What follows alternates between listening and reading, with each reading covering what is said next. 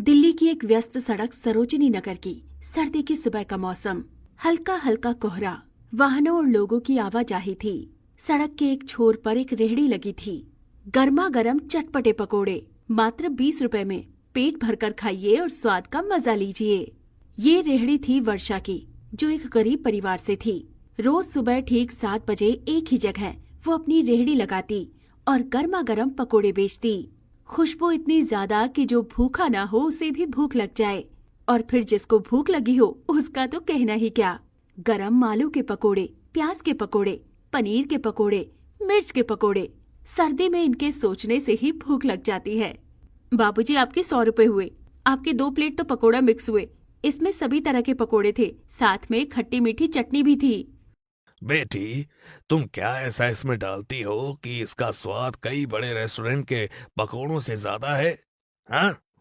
मैं तो बस मन से बनाती हूँ। अगर खाने वालों को मेरी बनाई हुई चीज से तृप्ति हो जाए तो इससे ज्यादा अच्छी बात क्या होगी। जादू है तुम्हारे हाथों में। ये जादू और ये स्वाद बरकरार रखना, तभी लंबे समय तक टिक पाओगी। धन्यवाद। जरा 2 प्लेट पैक भी कर दो, घर वालों के लिए ले जाना है। जी। इस तरह रोज वर्षा के पकोड़ों की रेहड़ी में कई ग्राहक आते और उसके गर्मा गर्म पकोड़ों की बहुत तारीफ करते थे। वर्षा कोई ज्यादा पढ़ी लिखी नहीं थी और घर में उसके लकवाग्रस्त बीमार पति और बेटी के अलावा और कोई नहीं था। उसका झोपड़ा शहर से कुछ दूरी पर झुग्गी झोपड़ी वाली कॉलोनी में था। 2 साल पहले उसके पति को लकवा हो गया था। तब से वो बिस्तर पर ही पड़ा रहता था। वो किसी रईस सेठ के यहाँ दिहाड़ी पर काम करता था। एक दिन ना जाने क्या दिमागी चक्कर सा आया उसके पति को। वो बेहोश होकर गिर गया और समय पर इलाज के लिए पैसे ना मिलने पर उसको लकवा हो गया था। उसकी सास उसको आए दिन ताने मारती रहती थी। मम्मी, मुझे बहुत भूख लगी है, कुछ खाने को दो ना। हाँ बेटा, थोड़ा रुक जा, मैं अभी बाहर जाती हूँ और कुछ खाने का इंतजाम करती हूँ।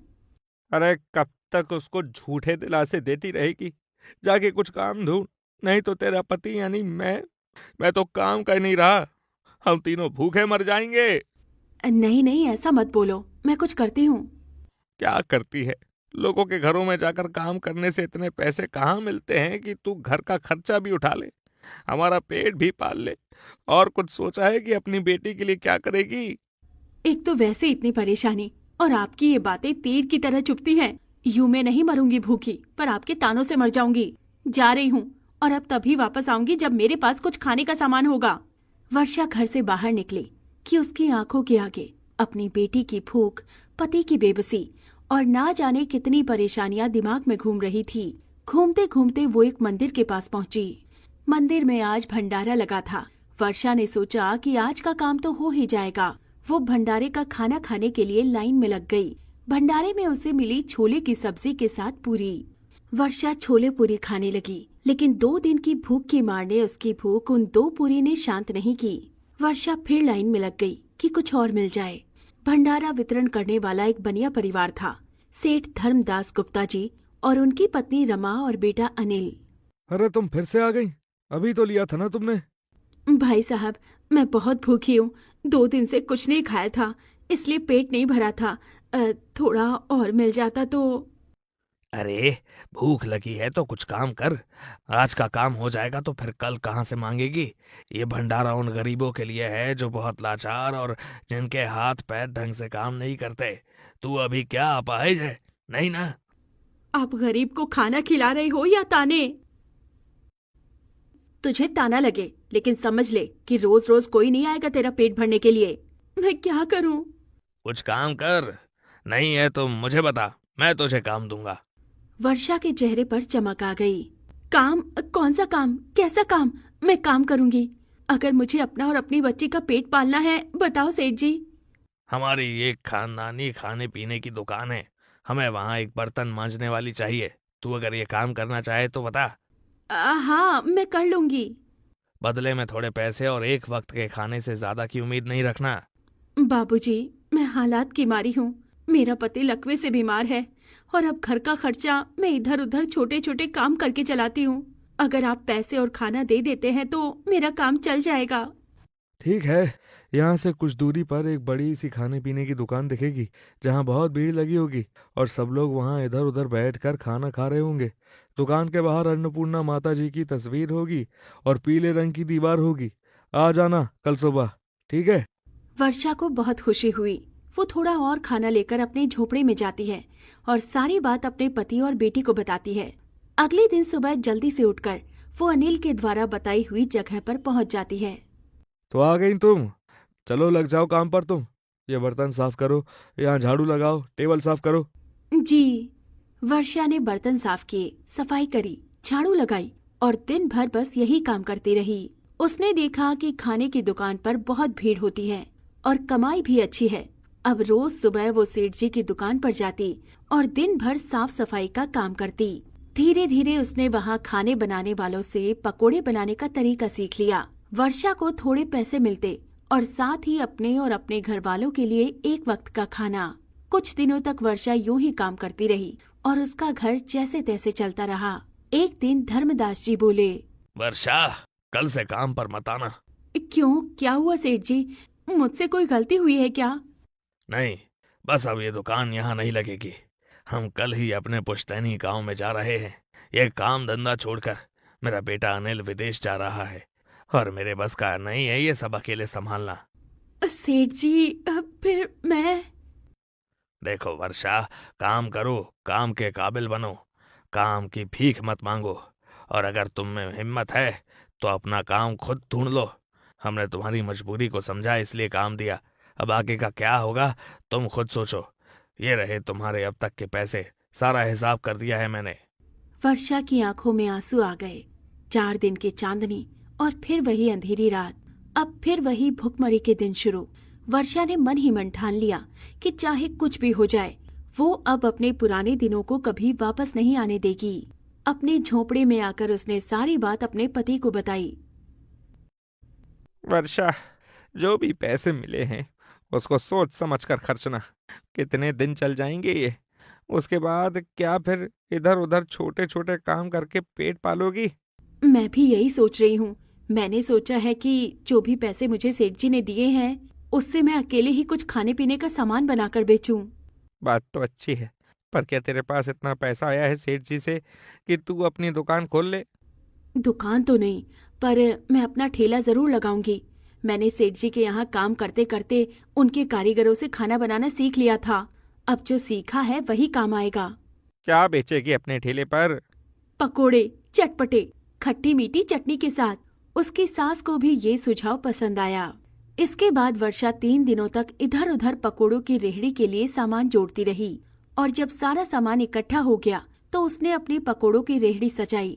एक तरफ भगोना और उसमें मसालेदार बेसन का घोल, दूसरी तरफ कड़ाही और साथ में पकोड़े के लिए आलू, प्याज, धनिया, मिर्ची। रेहड़ी के ऊपर दोने, पत्तल, अचार और बाकी सब जरूरत का सामान। अपना ठेला खींचते हुए वो पहुंच गई उसी जगह पर जहां कल तक सेठ धर्मदास जी की दुकान थी। लोगों का आना जाना शुरू हुआ, पर जब देखा कि दुकान बंद है तो वापस जाने लगे। अरे भाई साहब, कहाँ जा रहे हो? मेरी रेहड़ी के पकोड़े तो खाओ। अरे, तुम्हारी रेड़ी के पकोड़े न जाने कैसे बेस्वाद और गंदगी में बने होंगे। मुझे उन्हें खाकर बीमार नहीं होना। अच्छा, एक बार खाओ तो सही। अच्छे ना लगे तो पैसे मत देना। समझो ये सेठ जी की दुकान है, बस चला मैं रही हूँ। देखता हूँ। वर्षा उस आदमी को एक पकोड़े की प्लेट देती है और वो आदमी जैसे ही पहला टुकड़ा खाता है, वाह, क्या स्वाद है। उम्मीद नहीं थी कि एक रेड़ी वाले के पकोड़ों में इतना स्वाद होगा। उस आदमी को वो खाता हुआ देखकर कुछ और लोग भी वहाँ पकोड़े खाने के लिए आ गए। बस फिर क्या था, वर्षा ने अपने हाथ चलाना शुरू किया और गर्मा गर्म पकोड़े बनाती गई और लोगों को बेचती रही। एक ही दिन में उसने कोई 20-25 प्लेट पकोड़े बेच दिए। उसे लग ही नहीं रहा था कि उसकी कमाई होगी। इस तरह वर्षा ने अपने पकोड़े का काम शुरू किया और अब वो रोज सुबह पकोड़े बेचने के लिए अपनी रेहड़ी लगाती और दोपहर तक उसका सारा सामान खत्म हो जाता। जो भी उसकी कमाई होती उससे वो अपनी बेटी और पति के इलाज का खर्चा उठाती। धीरे धीरे उसकी आर्थिक हालत ठीक होने लगी थी। जो भी पैसे वो पकोड़े बेचकर कमाती उसमें से कुछ अगले दिन के सामान के लिए रखती, कुछ से अपना और अपने पति और बेटी का खर्चा उठाती। उसने अपनी बेटी राधा का दाखिला भी सरकारी स्कूल में करवा दिया। अब सर्दियां आ चुकी थी और इसी के साथ उसके गर्मा गर्म चटपटे पकोड़ों की बिक्री बढ़ने लगी। लेकिन वर्षा ने हार नहीं मानी। अब वो थोड़ा और जल्दी उठी और पकोड़ों की तैयारी करती थी। उसके पति और बेटी अपनी तरफ से जितनी मदद कर सकते थे कर देते थे। दिल्ली की सर्द सुबह थी। कोहरा इतना गहरा कि सामने वाला भी धुंधला दिखे। हर कोई अपने कंबल में दुबका हुआ था, लेकिन झुग्गी झोपड़ी की सबसे छोटी गली से भाप और मसालों की खुशबू उठ रही थी। उस दिन भी ठंडी हवाएं चल रही थी। पास में एक बुजुर्ग भिखारी कांपता हुआ बैठा था। वर्षा ने देखा, उसने एक भी प्लेट नहीं बेची थी अभी, पर वो चुपचाप अपनी कड़ाही से निकले हुए पकोड़े उस बूढ़े आदमी के सामने रखाई। बूढ़े के चेहरे पर जो मुस्कान आई वो वर्षा के दिल तक गर्मी पहुंचा गई। दरअसल वो बड़ा आदमी एक बहुत बड़े रेस्टोरेंट का मालिक था, लेकिन इन दिनों उसके रेस्टोरेंट में आमदनी कुछ कम हो रही थी। दिल का नेक, वो रोज उसी जगह से अपनी गाड़ी लेकर निकलता जहां वर्षा पकोड़े बेचती थी। वहां से निकलते हुए उसने भीड़ देखी तो उसके मन में आया कि क्यों ना वो भी वर्षा के हाथ के बने हुए चटपटे पकोड़ों का स्वाद ले। और स्वाद लेने के लिए ही वो उसकी रेहड़ी के सामने भूखा भिखारी बनकर बैठा था। पकोड़े खाकर वो तृप्त हुआ और चुपचाप वहाँ से चला गया। अगले दिन वो वर्षा के पास आया और बोला, बहू जी, क्या आप मेरे होटल में पकोड़े बनाना चाहेंगी? आपकी खुशबू तो पूरे मोहल्ले को खींच लाई। सेठ जी, मैं आपके होटल में? ऐसा कैसे हो सकता है? कहाँ आपका होटल इतना बड़ा और महंगा, और कहाँ ये मेरा छोटा सा ठेला? अरे नहीं, बात ठेला या होटल की नहीं है, बात है स्वाद की। और तुम्हारे बनाए हुए पकोड़ों से पेट और मैं दोनों तृप्त हो जाते हैं। मेरा सोचना यह है कि जो तुम्हारा हुनर है उसे यहाँ रहकर मत खराब करो और अपने उज्जवल भविष्य के लिए सोचो। वर्षा की आंखों में आंसू थे, ठंड के नहीं, खुशी के। ठीक है सेठ जी, मैं अब ना नहीं कर सकती। अगर सच में मेरे पकोड़ों में कोई बात होगी तभी शायद आप मुझसे ऐसा कह रहे हैं। वर्षा ने उन सेठ जी का प्रस्ताव मान लिया और अपने ख्यालों में एक नई दुनिया संजोली, जहाँ उसके पास सब कुछ है। उसकी बेटी एक अच्छे स्कूल में पढ़ रही है और वो होटल में अपने पकोड़े बेच रही है, और उसका पति आराम से ईश्वर भजन में लगा हुआ है। उनका झोपड़ा अब झोपड़ा नहीं रहा, अब वो एक पक्का मकान है।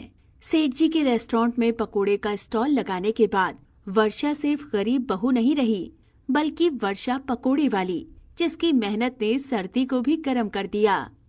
रामू की दुकान के बाहर ग्राहकों की लंबी लाइन लगी हुई थी। एक के बाद एक सभी को अपना नंबर आने की खूब जल्दी थी। इसी बीच लाइन में लगे दो ग्राहक आपस में बात करते हुए बोलते हैं, अरे भाई, धक्का क्यों दे रहे हो? धक्का देने से तुम्हारा नंबर जल्दी आ जाएगा क्या? मैं नहीं दे रहा धक्का, पीछे से जाकर उन लोगों से बोलिए। क्या बात है, पीछे वाले भाइयों बहनों, लाइन तोड़कर आगे आके खड़े हो जाओ ना। नंबर तो तभी आएगा जब आगे वाले लोग कड़ी समोसा ले पाएंगे। वही तो बात है, जबरदस्ती का धक्का देने से किसी को कुछ नहीं मिलेगा, उल्टा कोई एक आधा गिर जरूर जाएगा। ऐसे ही बातचीत करते करते दो ग्राहक लाइन में आगे बढ़ते जाते हैं और आखिरकार उनका नंबर आ जाता है और दोनों जल्दी से रामू से कढ़ी समोसे लेकर एक तरफ होकर स्वाद लेके खाने लगते हैं। और कढ़ी समोसे खाने के बाद दोनों एक दूसरे से बोलते हैं, भाई सच में मजा आ गया कड़ी समोसा खाकर। इतनी जगह पर समोसा खाया, लेकिन रामू के गर्मा गर्म कड़ी समोसे की तो बात ही कुछ और है। सही कह रहे हो भाई, वरना इतनी लंबी लाइन तो राशन के कोटे पर भी नहीं लगती जितनी लंबी लाइन रामू के हाथ के बने कड़ी समोसे खाने के लिए लगती है। ऐसे ही दोनों ग्राहक वहां से चले जाते हैं। रामू की दुकान का कढ़ी समोसा पूरे शहर भर में बहुत ज्यादा मशहूर था।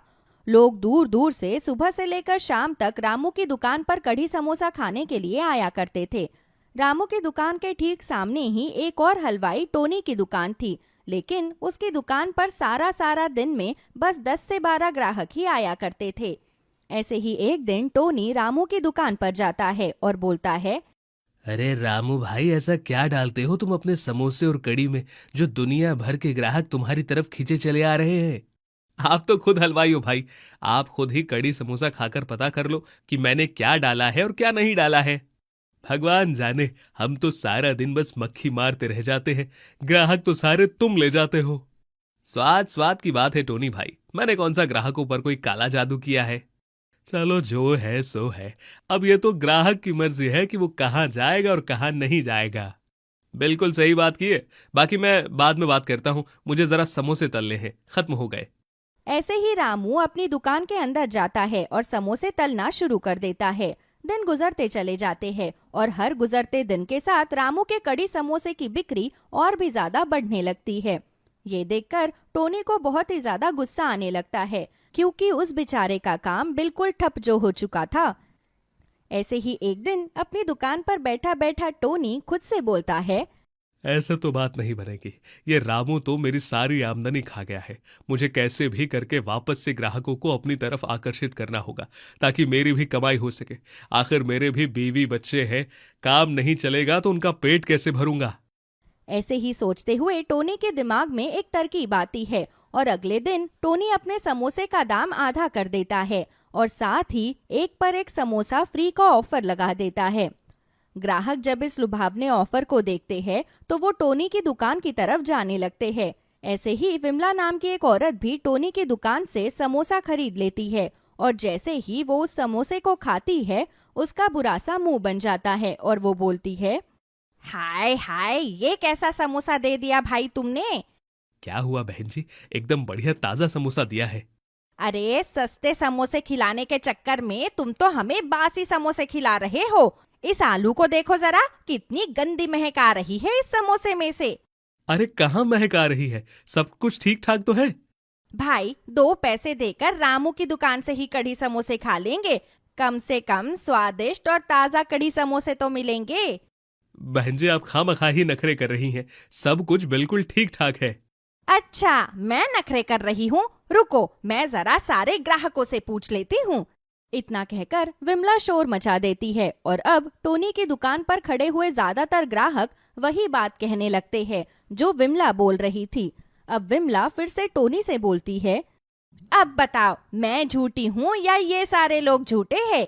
अरे भैया, बिक्री करने के चक्कर में ग्राहकों की सेहत से क्यों खिलवाड़ कर रहे हो? हम सब जा रहे हैं रामू की दुकान पर ही कढ़ी समोसे खाने के लिए।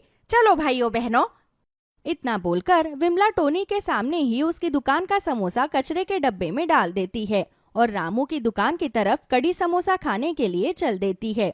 और विमला के पीछे पीछे बाकी सभी ग्राहक भी कचरे के डब्बे में समोसा डालकर उसके पीछे चल देते हैं।